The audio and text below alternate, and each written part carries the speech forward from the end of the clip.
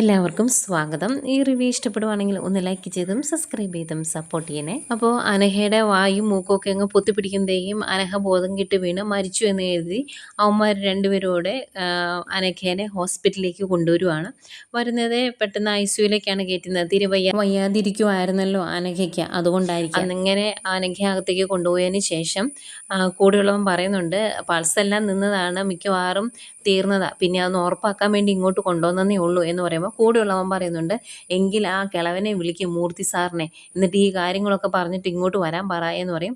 അതിനുശേഷം അവർ മൂർത്തി സാറിനെ മുത്തച്ഛനെ വിളിക്കുന്നതാണ് നമ്മൾ കഴിഞ്ഞ ദിവസം കണ്ടത്. ഇങ്ങനെ ഹോസ്പിറ്റലാണ്, ICUയിലാണ്, ഇങ്ങോട്ടൊന്ന് വരണം എന്നൊക്കെ പറഞ്ഞ് വിളിച്ചല്ലോ, ആ സീന് അതിന് ശേഷമായിരുന്നു.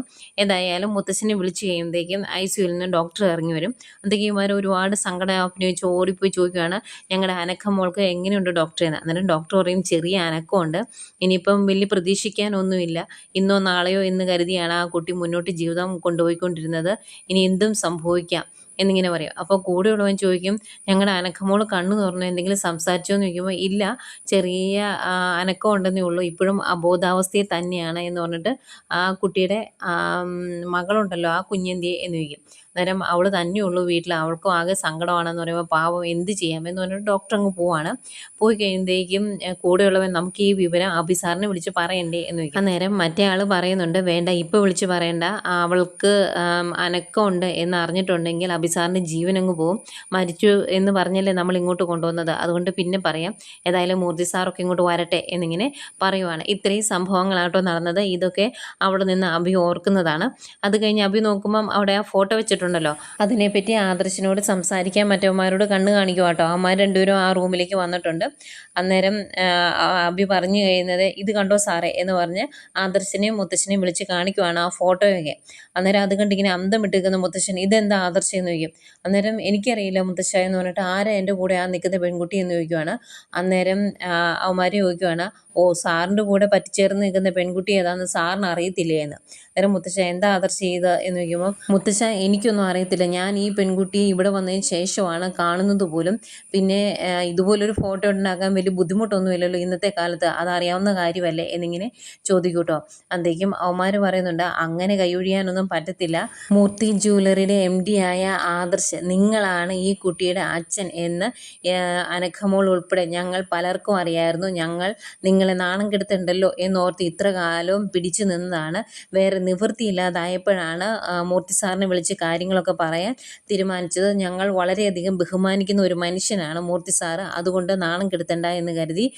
ഏതായാലും അത് പറഞ്ഞു തീരുന്നതിന് മുമ്പ് അനഘമോൾ അങ്ങ് പോയി, ഇനിയിപ്പം ഈ കുട്ടിയാണ് ഉള്ളത്, ഇതിനെ നോക്കാൻ വേറെ ആരുമില്ല, അങ്ങനെ ഈ കുട്ടിയെ ഇനി അനാഥമാക്കാൻ പറ്റില്ല എന്ന് പറയും.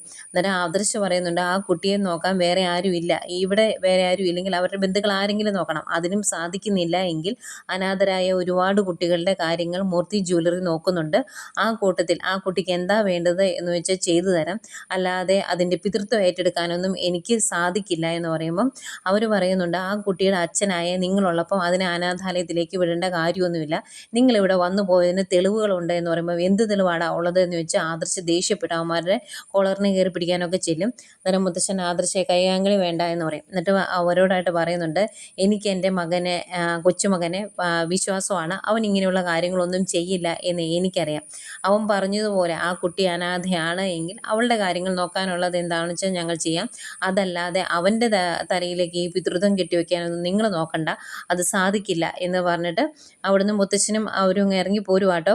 അതിനിടയ്ക്ക് ഒന്നും മിണ്ടാതെ നിന്നാൽ മോശമല്ലേ എന്നോർത്ത് അഭി പറയുന്നുണ്ട്, ഇതൊക്കെ വെറും തിരക്കഥയാണ്, എങ്ങനെയാണ് ഇവൾ മരിക്കുന്നതിന് മുമ്പ് ഇങ്ങനെയൊക്കെ പറയണം എന്ന് പറഞ്ഞിട്ടാണോ മരിച്ചത്, അതുകൊണ്ടാണോ നിങ്ങളിങ്ങനെ അഭിനയിക്കുന്നതെന്ന് ചോദിക്കുമ്പോൾ, ഇത് അഭിനയമൊന്നുമല്ല എന്ന് പറഞ്ഞാൽ അവന്മാർ ദേഷ്യപ്പെടുന്നവരൊക്കെ കാണിക്കുന്നുണ്ട് കേട്ടോ.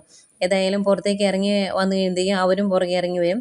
എന്നിട്ട് പറയുന്നുണ്ട്, സാറേ, നിങ്ങൾക്കിതിൻ്റെ ഗൗരവം മനസ്സിലാകാത്തത് കൊണ്ടാണ് മൂർത്തി ജ്വല്ലറിയുടെ MDക്ക് ഇങ്ങനെ ഒരു അവിഹിതത്തിൽ ഒരു കുട്ടിയുണ്ടെന്നും അതിനെ നിങ്ങൾ സ്വീകരിക്കുന്നില്ല എന്നുമൊക്കെ സോഷ്യൽ മീഡിയയിൽ അറിഞ്ഞിട്ടുണ്ടെങ്കിൽ ഇത് കാട്ടുതീ പോലെ പടരും, പിന്നെ നിങ്ങൾക്ക് നാണം കെട്ടിട്ട് പുറത്തിറങ്ങി നടക്കാൻ പറ്റില്ല എന്ന് പറയും. അന്നേരം മുത്തശ്ശൻ പറയുന്നുണ്ട്, എൻ്റെ കൊച്ചുമകൻ ചെയ്യാത്ത ഒരു തെറ്റ് അവൻ്റെ തലയിൽ കെട്ടിവെക്കാൻ ഞാൻ സമ്മതിക്കത്തില്ല, പിന്നെ സോഷ്യൽ മീഡിയയിൽ നാണം കെടുന്ന കാര്യം, അങ്ങനെ നാണം കെടുത്താനാണ് നിങ്ങളുടെ ഉദ്ദേശമെങ്കിൽ നിങ്ങൾക്ക് ചെയ്യാനുള്ളത് നിങ്ങൾ ചെയ്തു. അങ്ങനെ ഞങ്ങളെ പേടിപ്പിക്കുകയൊന്നും വേണ്ട. അത് നടക്കുന്ന കാര്യമല്ല. പിന്നെ ഒരു കുട്ടിയുടെ പിതൃത്വം തെളിയിക്കാൻ ഇപ്പോൾ ഒരുപാട് മാർഗ്ഗങ്ങളുണ്ട്. അതെന്താണെന്ന് വെച്ചാൽ ഞങ്ങൾ ചെയ്തോളാം. അങ്ങനെ പേടിക്കുന്ന ആളൊന്നും അല്ല ഞാൻ എന്നിങ്ങനെ പറഞ്ഞിട്ട് അവരങ്ങ് പോരാൻ തുടങ്ങും കേട്ടോ. അപ്പോഴത്തേക്കും ആ കൊച്ച് അച്ഛാ എന്ന് വിളിച്ചുകൊണ്ട് അവിടുന്ന് ഓടി ഇറങ്ങി വരും. ഓടി ഇറങ്ങി വന്നിട്ട് നേരെ ആദർശിൻ്റെ കയ്യിലാണ് വന്ന് തൂങ്ങുന്നത്. എന്നിട്ട് പറയും, അച്ഛാ ഞാൻ തന്നെയുള്ളൂ, എന്നെയും കൊണ്ടുപോയി, എന്നെ ഇവിടെ ഇട്ടിട്ട് പോകല്ലേ എന്ന് പറഞ്ഞ് കരയുക കേട്ടോ. അന്നേരം എന്ത് ചെയ്യണമെന്ന് അറിയാതെ ഇങ്ങനെ നോക്കി നിൽക്കുവാണ് ആദർശ്. പിന്നെ ആ കുഞ്ഞിൻ്റെ കരച്ചിൽ കേൾക്കുമ്പോൾ മുത്തശ്ശൻ ആകെ വിഷമാവുന്നതുകൊണ്ട് മുത്തശ്ശൻ ആ കുട്ടിയെ അങ്ങ് എടുക്കും. എന്നിട്ട് പറയുന്നുണ്ട്, കുട്ടികളിലെ സങ്കടം കണ്ടുകൊണ്ട് നിൽക്കാൻ എനിക്ക് ബുദ്ധിമുട്ടുള്ളത് കൊണ്ട് ഞാൻ ഈ കുട്ടിയെ ഏറ്റെടുക്കുവാണ്. പിന്നെ ഇതിൻ്റെ അച്ഛൻ ആരാണ് എന്ന് ഞങ്ങൾ അന്വേഷിച്ച് കണ്ടെത്തും. ആ ദിവസം വരെ മാത്രമേ ഈ കുട്ടിയെ അനന്തപുരിയിൽ വളരുള്ളൂ. അതിന് ശേഷം എന്താ ചെയ്യേണ്ടതെന്ന് ഞങ്ങൾക്കറിയാം. പിന്നെ നിങ്ങളുടെ ഒന്നും ഭീഷണിയിൽ പേടിച്ചിട്ടൊന്നുമല്ല ഞാൻ ഈ കുട്ടിയെ ഇവിടുന്ന് കൊണ്ടുപോകുന്നത്. അത് മനസ്സിലാക്കിയാൽ മതി എന്ന് പറയും. അപ്പോഴത്തേക്കും മുത്തശ്ശ ഇങ്ങനെയുള്ള കള്ളത്തരങ്ങൾക്ക് നമ്മൾ കൂട്ടു നിൽക്കേണ്ട കാര്യമുണ്ടോ എന്ന് ചോദിക്കുമ്പം, വേണ്ട, ഇനി ആരും കൂടുതലായിട്ട് ഇതിനെപ്പറ്റി സംസാരിക്കണ്ട എന്ന് പറയും. അന്നേരം ആദർശം ഇങ്ങനെ പറയുന്നുണ്ട്, മുത്തശ്ശ ഇതെന്താ ഇങ്ങനെയെന്ന് ചോദിക്കുമ്പം, ഞാൻ പറഞ്ഞല്ലോ ആദർശേ, ഇതിപ്പം ഈ കുഞ്ഞിൻ്റെ കരച്ചിൽ കണ്ടിട്ട് ഇവിടുന്ന് പോകാൻ എനിക്ക് സാധിക്കില്ല. അതുകൊണ്ട് തൽക്കാലത്തേക്കാണ് ഈ കുട്ടി ഇപ്പോൾ ഇവിടുന്ന് നമ്മൾ കൊണ്ടുപോകുന്നത്. അതിനുശേഷം എന്താ ചെയ്യേണ്ടത് എന്ന് നമുക്ക് നോക്കാം എന്നിങ്ങനെ പറയുവാണ്. ഏതായാലും അവരവിടുന്ന് പോകാൻ തീരുമാനിച്ചതിന് ശേഷം അഭി ഇങ്ങാട്ടെ എന്ന് പറഞ്ഞാൽ കൊച്ചിനെ മേടിച്ച് പിടിക്കുന്നൊക്കെ ഉണ്ട് കേട്ടോ മുത്തശ്ശൻ്റെ കയ്യിൽ നിന്ന്.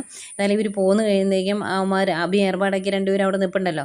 അതിലൊരുത്തൻ പറയുന്നുണ്ട്, ആ പെണ്ണിൻ്റെ ശവദാഹം കഴിഞ്ഞിട്ട് ആ കൊച്ചിനെ കൊടുത്തു വിട്ടാൽ മതിയായിരുന്നു എന്ന് പറയുമ്പോൾ, പിന്നെ ചത്തവൾ ചത്തു, ഇനിയിപ്പോൾ അവളെ കൊണ്ടേ കത്തിച്ച് കളയണം, അത്ര തന്നെ, എന്നിട്ട് വേണം കണക്ക് പറഞ്ഞ് പൈസ മേടിക്കാൻ എന്ന് അവന്മാർ പറയുന്നുണ്ട്.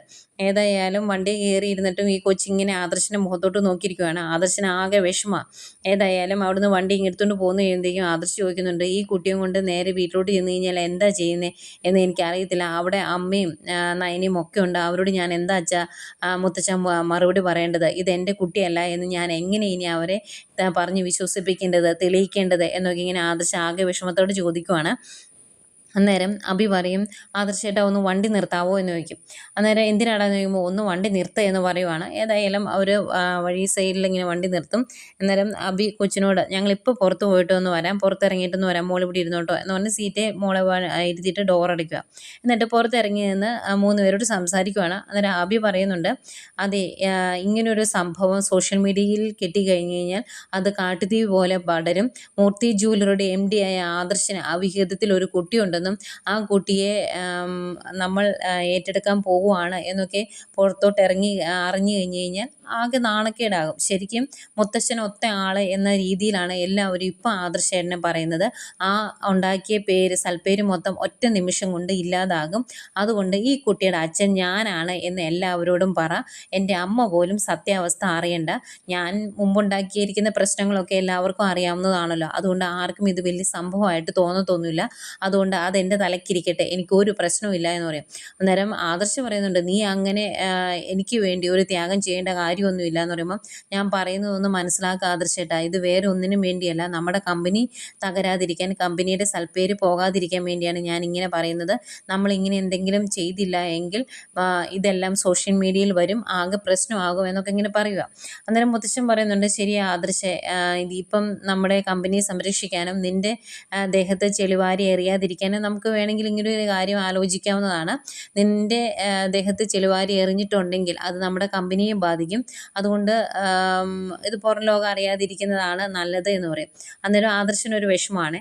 അന്നേരം മുത്തശ്ശൻ പറയുന്നുണ്ട്, തൽക്കാലം ഇവൻ പറഞ്ഞതുപോലെ കാര്യങ്ങൾ മുന്നോട്ട് പോട്ടെ, അതിനിടയ്ക്ക് നമുക്ക് സാവധാനം ഈ കുട്ടിയുടെ അച്ഛൻ ആരാണ് എന്ന് കണ്ടുപിടിക്കാം, അന്നേരം പ്രശ്നം പരിഹരിക്കാമല്ലോ എന്നൊക്കെ പറയുമ്പോഴും ആദർശനാകെ വിഷമമാണ്. പക്ഷേ പറഞ്ഞ് അങ്ങ് വിശ്വസിപ്പിക്കുവാണ്.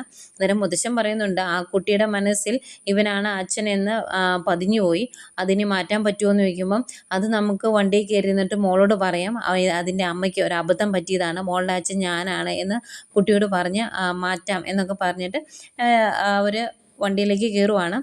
അപ്പോഴും ആദർശന് അതങ്ങ് ദഹിക്കാൻ പറ്റുന്നില്ല. അതുകൊണ്ട് ആദർശ് പറയുന്നുണ്ട്, ഒരു കുട്ടിയുടെ അച്ഛൻ ആരാണ് എന്ന് തെളിയിക്കാൻ ഇന്നത്തെ കാലത്ത് ഒരുപാട് മാർഗ്ഗങ്ങളില്ലേ, അതിലേതെങ്കിലും നോക്കിയാൽ പോരെ എന്നൊക്കെ ചോദിക്കുമ്പം അഭി പറയുന്നുണ്ട്, ഇത് നമ്മുടെ കയ്യിൽ നിൽക്കുന്ന കാര്യമൊന്നുമല്ല, ഇത് സോഷ്യൽ മീഡിയയിൽ ചിലപ്പോൾ കാട്ടുതീ പോലെ അങ്ങ് പടരും. അതിനുശേഷം നമ്മൾ ആദർശേട്ടനല്ല ആ കുട്ടിയുടെ അച്ഛൻ എന്ന് തെളിയിച്ചാൽ പോലും സോഷ്യൽ മീഡിയയിൽ ആൾക്കാർ പറയുന്നത് നമ്മളുടെ പണക്കൊഴുപ്പ് കൊണ്ട് നേടിയെടുത്ത ഒരു റിസൾട്ടാണ് എന്ന് വരെ പറഞ്ഞിരുന്നതായിരിക്കും. അതുകൊണ്ട് ഇത് പുറത്തറിയാതിരിക്കുന്നതാണ് നല്ലത് എന്ന് പറഞ്ഞ് അവരെ അങ്ങ് പറഞ്ഞങ്ങ് വിശ്വസിപ്പിക്കുക കേട്ടോ അബി. ഏതായാലും വേറെ നിവൃത്തിയില്ലാതെ ആദർശ് അത് സമ്മതിക്കുന്നു. അത് കഴിഞ്ഞ് അവർ വണ്ടിയിലേക്ക് കയറും. വണ്ടിയിലിട്ട് കയറി കഴിഞ്ഞ് അബി പറയുന്നുണ്ട്, മോളുടെ അച്ഛൻ ഞാനാട്ടോ എന്ന് പറയുമ്പോൾ, അല്ല എൻ്റെ അച്ഛൻ ഇതാണ് എന്ന് ആദർശിനെ ചൂണ്ടിക്കാട്ടിയിട്ട് ആ കുട്ടി പറയും.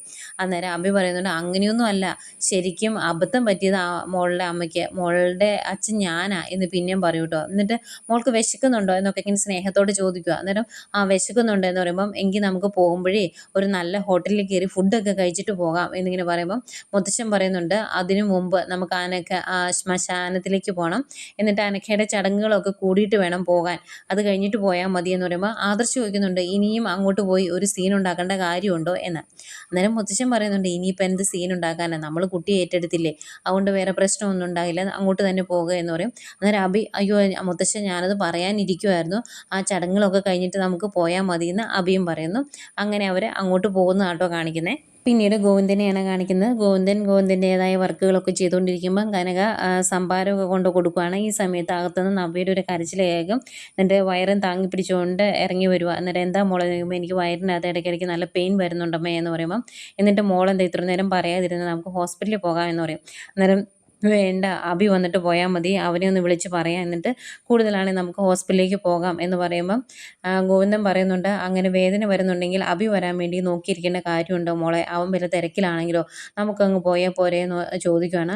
അന്നേരം നോക്കട്ടെ അച്ഛ എന്ന് പറഞ്ഞ് ഇങ്ങനെ സോഫയിലേക്ക് ഇങ്ങനെ ചാരി കിടക്കുന്ന നവ്യയും, അന്നേരം മോളെ വേദനയുണ്ടോ, മോളുടെ മുഖം കണ്ടിട്ട് വേദന ഉണ്ടെന്ന് തോന്നുന്നല്ലോ എന്നൊക്കെ പറഞ്ഞിങ്ങനെ തലോടി ആശ്വസിപ്പിച്ചടുത്തിരിക്കുന്ന കനകയും ഒക്കെ കാണിച്ചുകൊണ്ടാണ് ഇന്നത്തെ എപ്പിസോഡ് അവസാനിക്കുന്നത്.